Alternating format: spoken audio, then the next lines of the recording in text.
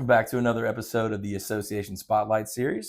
Today we got a special guest, Dr. Jimmie Beirne from Autism Services Center. Jimmie, thanks for joining us, man. Hey, glad to be here, Lake. Thanks for asking me. And we have a little offshoot. We're kind of excited about a new program that came out of this past legislative session called the Blue Envelope program. Blue Envelope program. Yeah, so we wanted to just kind of shed some light on that, a little bit of education, and kind of talk about all the good stuff that we're excited for with that. And Jimmie, if you just kind of want to tell everybody what you do and your background a little bit, and then we can kind of hop into it. Well, I'm the CEO of Autism Services Center, and been the CEO for about the last 10 years, but my career has spanned the last 38 years in the same agency, Autism Services Center. Started out as a direct support staff working in our homes, and just was promoted throughout that career. And so we are a comprehensive behavioral health center. Mm-hmm. We provide Title 19 Medicaid services, as well as we have 4 applied behavior analysis centers. We serve about 150 children, and we serve about 200 folks on the waiver program. Mm-hmm. We provide physical therapy, occupational therapy, speech therapy, more of a concentration on the autism comprehensive services.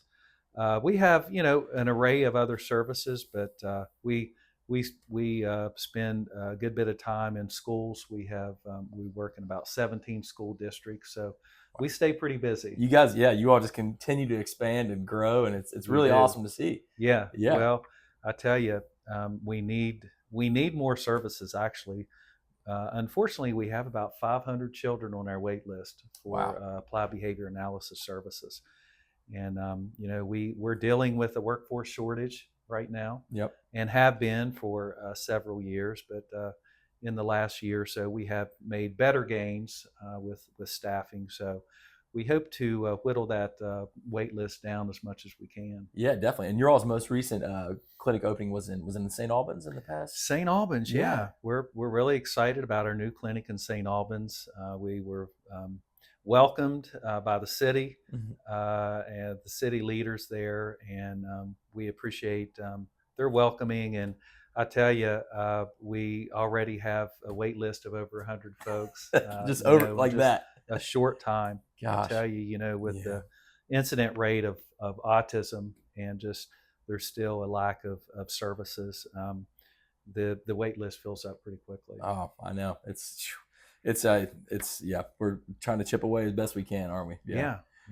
And then so we can kind of just parlay a little bit into the Blue Envelope program, some new legislation that we have coming down the pike, and pretty excited about it. It's been a couple years in the making here, and we've seen some other states roll it out, and it's had some great successes. So, well, it was a year ago this month that I got a call from a reporter at WSAZ asking me about the Blue Envelope program that was really taking off in Ohio.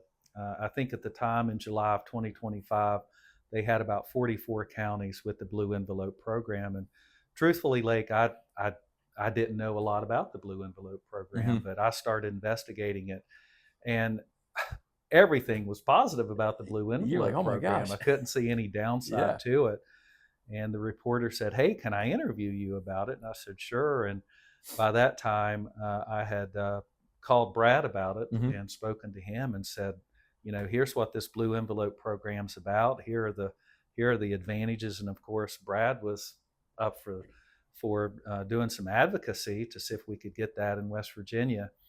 And so the WSAZ did the interview and aired it sometime in July of 2025. And I guess Delegate Hall had watched the interview and called Brad after the interview and said, "Hey, I want to sponsor this bill." He's all over it. Yeah. And so it really took off from there. And of course, Brad did a lot of advocacy for it.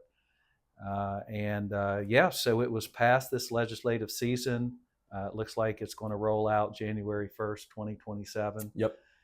And I was just talking to a parent recently she has an adult son with autism, and was talking to her, and he had gotten pulled over Yep. by the police for an expired inspection sticker. Yeah. They were at a birthday party, and she had forgotten a present, and her son Jackson said, "Well, I'll go get it." Yeah. And so he got in his car, and I guess the police officer had spotted that he had an expired inspection sticker, and was pulling him over. Well, he didn't pull his car over for about 3 miles. Yeah. Because he didn't see a good place to stop. Sure.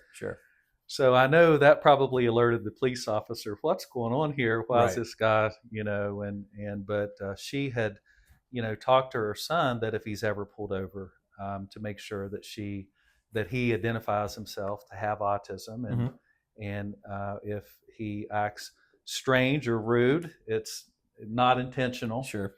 And it's kind of a funny story because his sister-in-law was driving the other way and saw that the police was trying to pull him over. Oh, wow. So she turns around Yep. and follows them, and so when he did finally pull over, she got out and explained what was going on, and that Jackson had autism.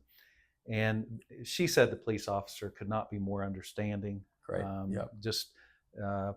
But they couldn't pull up the app for his insurance. Oh, and gosh. So it took a while. They never did get it pulled up. By that time, Mom and Dad had actually got there. Oh, man. And so they were worried about it, but it turned out to be a positive experience. And of course, he got a ticket to fix it type thing. Yeah.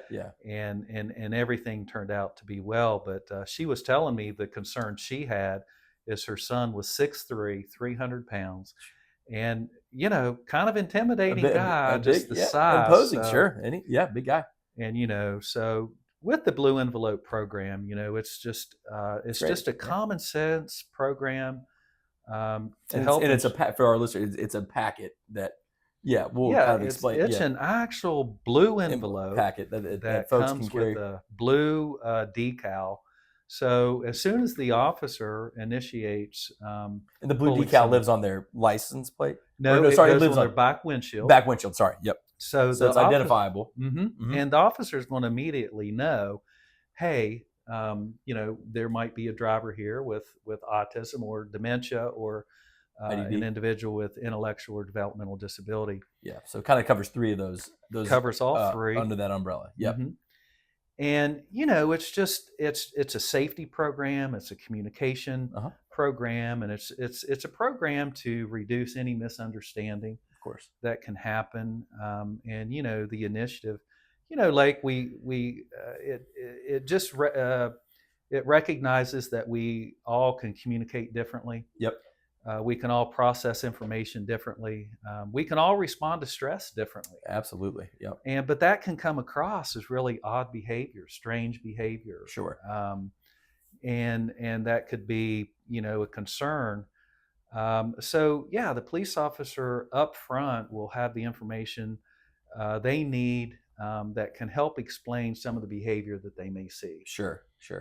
Just speaking about an individual with autism, we all handle stress differently, but an individual with autism, for example, can have some real sensitivities to lights and sounds, loud sirens, and and that can just be really overwhelming. They may hold their ears, they may rock to help calm themselves. They may have different type of hand movements, slow to process information. And that can just kind of be alerting to a police officer, like, what's happening here, what's going on. Right. Is the driver impaired? Sure. Of course. And so it's just a common sense program that I think reduces misunderstanding. And I tell you, the parent that I talked to, she can't wait until she gets that blue envelope. Oh, I bet. She'll feel much more secure that her son's out on the road. Yeah. And if he's ever pulled over again, she feels like he would be more prepared. Oh, absolutely. It's everybody's on the same page and de-escalate. Exactly. Least stress possible, because for anybody, those situations can be nerve-wracking, and it's a lot. Exactly. So, and how stress can impact us. you know, it can be overwhelming for us, but an individual with autism, with the lights and sounds, and you know, it could be a situation where they want to walk away. Oh yeah. You know, and just get away from that. Yeah. Calm down.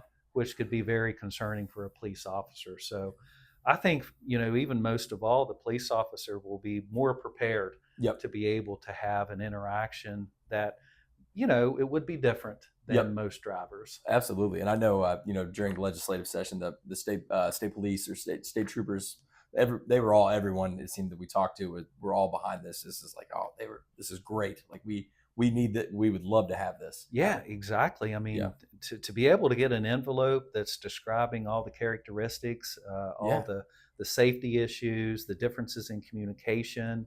You know, for an individual with autism, for example, they take everything. A lot of individuals take very literal conversation. You know, and just a simple phrase like, "Sir, I need you to hold on." Or hold tight. You know. That can mean a lot of things. It can be misconstrued, yeah. So it can be misconstrued, and so I think that I think it's even safer for the police officers to know what to expect, you know, and to have that information up front. Absolutely, yeah. Now we're really excited about it. Again, it's supposed to roll out January 1 of 27, as far as we know here, and you can maybe want to touch a little bit on how this kind of will be available to the public, how these blue envelopes can be obtained from, you know, parents and guardians and things like that. Yeah, it's through the state police barracks and as well as the DMV. And my understanding is you can even call and it can be mailed to them.